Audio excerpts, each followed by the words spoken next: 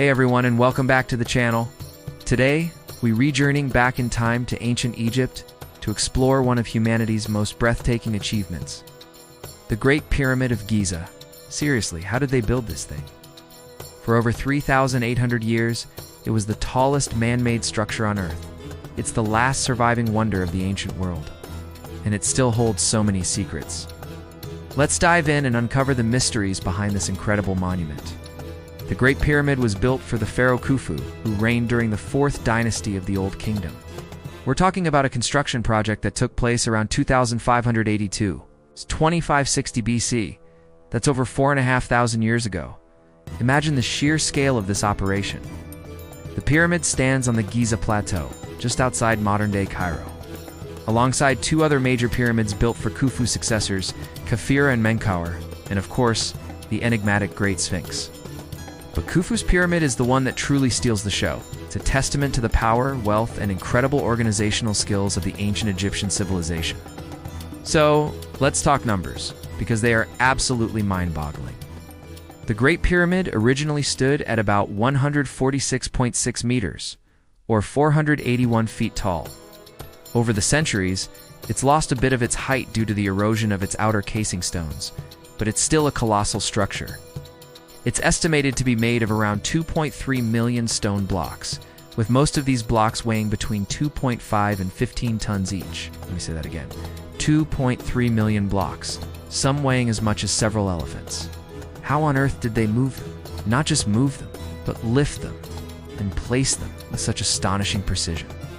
The base of the pyramid covers an area of about 13 acres, and its sides are aligned almost perfectly with the 4 cardinal directions: north, south, east, and west.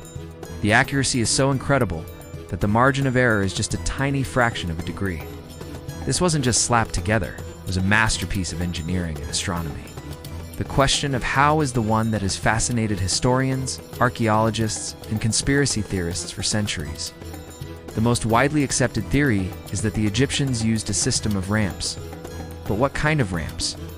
A single, long, straight ramp would have had to be over a mile long to maintain a manageable slope, which seems impractical.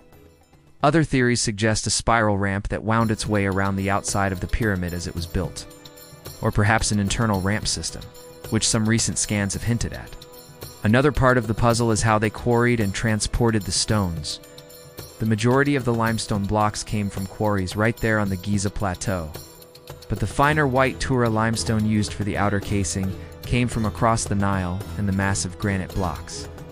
Used for the king's chamber, some weighing up to 80 tons, were transported from Aswan over 500 miles away. An ancient papyrus scroll, the Diary of Mirror, discovered in 2013, gave us some incredible insight. It was a logbook kept by an official involved in transporting limestone, describing how they used boats to move the stones along the Nile and through a system of specially built canals that brought the water right up to the pyramid-esque construction site.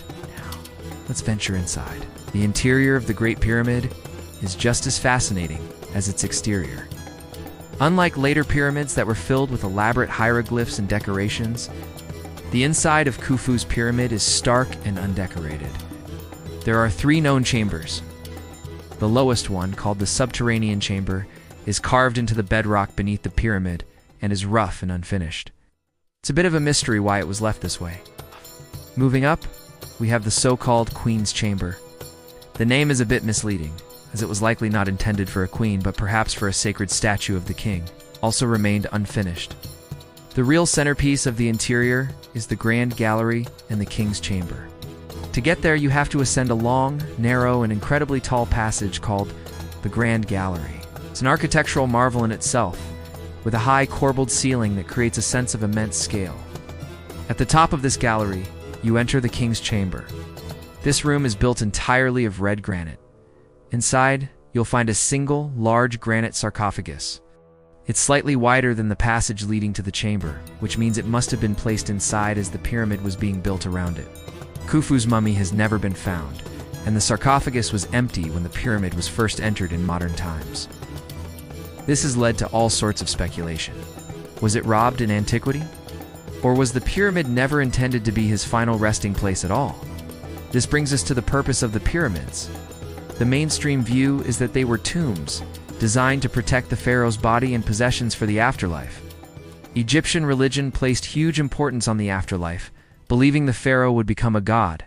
The pyramid was seen as a resurrection machine, a stairway to the heavens that would help the pharaoh's soul ascend to join the gods in the sky. The pyramid's shape itself is thought to mimic the sun's rays or the primordial mound from which the Egyptians believed life began. It was a symbol of creation and eternity.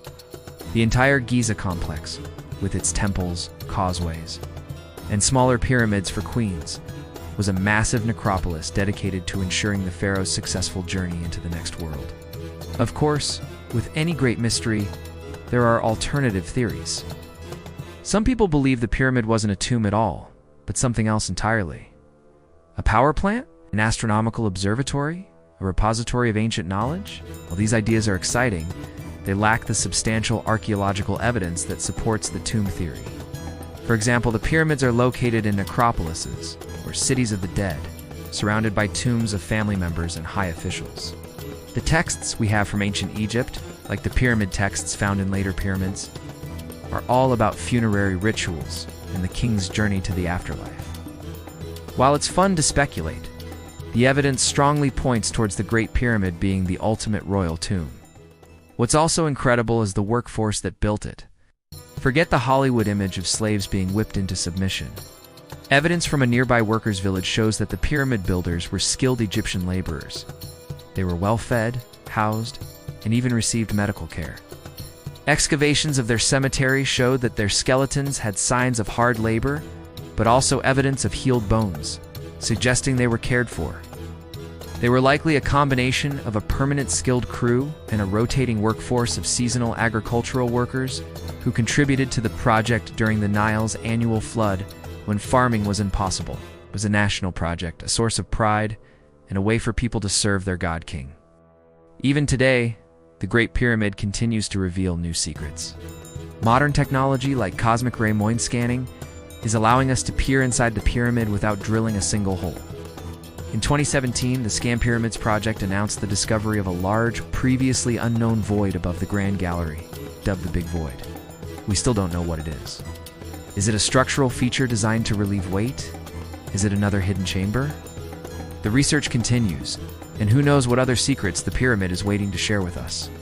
It's a reminder that even after thousands of years of study, there's still so much we don't know about our ancient past.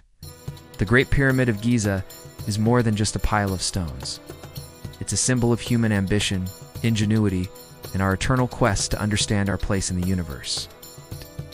It challenges our perceptions of what ancient civilizations were capable of and inspires awe in everyone who sees it. It has stood for millennia, a silent witness to the rise and fall of empires, and it will likely stand for thousands of years more. What do you think is the most amazing thing about the Great Pyramid? Do you have any favorite theories about how it was built or what the Big Void might be?